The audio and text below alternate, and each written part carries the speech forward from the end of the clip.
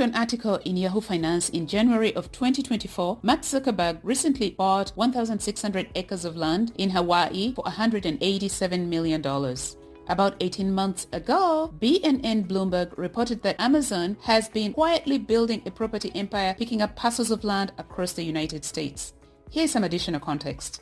According to the U.S. Census Bureau, Americans' population grew by more than 1.75 million in 2023, and in the same year, the world population grew by over 75 million people. Canada's population grew by over 1 million people in 2022 alone, according to Statistics Canada.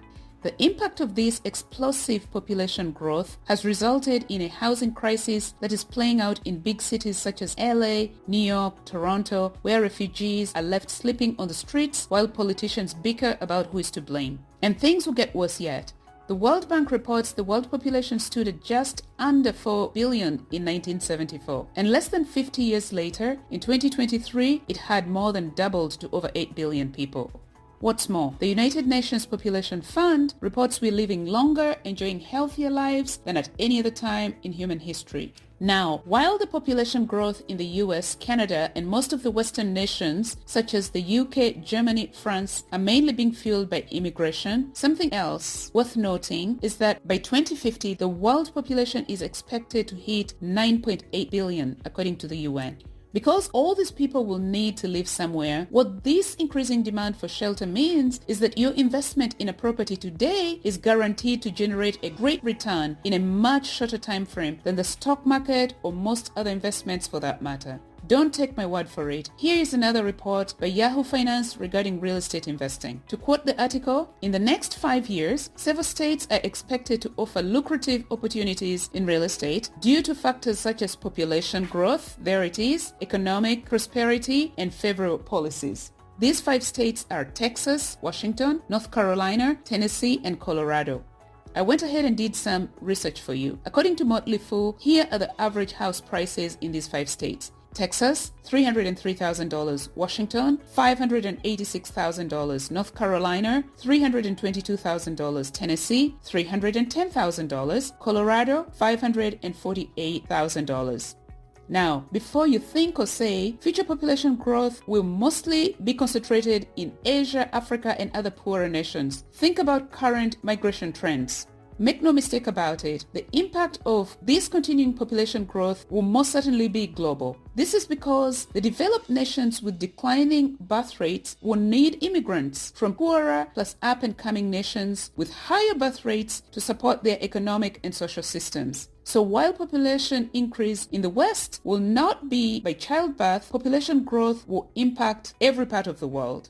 Okay, so you're probably familiar with the advice attributed to Charlie Munger that to get started with serious investing, you need to get your hands on $100,000 as fast as you can. In fact, here is the quote.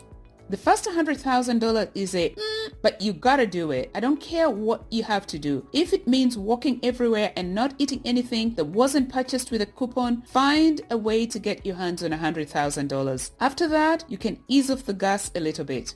But I'm here to advise you otherwise. If you truly want to build wealth fast and passively, you need to get into real estate right now because you will need less seed investment to break into the real estate market and your investment will grow exponentially over the next decade. At the beginning of this video, I shared how in recent years, a number of savvy and wealthy people have been looking ahead, snatching up large parcels of land and collecting prime real estate at head-spinning prices. Clearly, the wealthy know something about making money.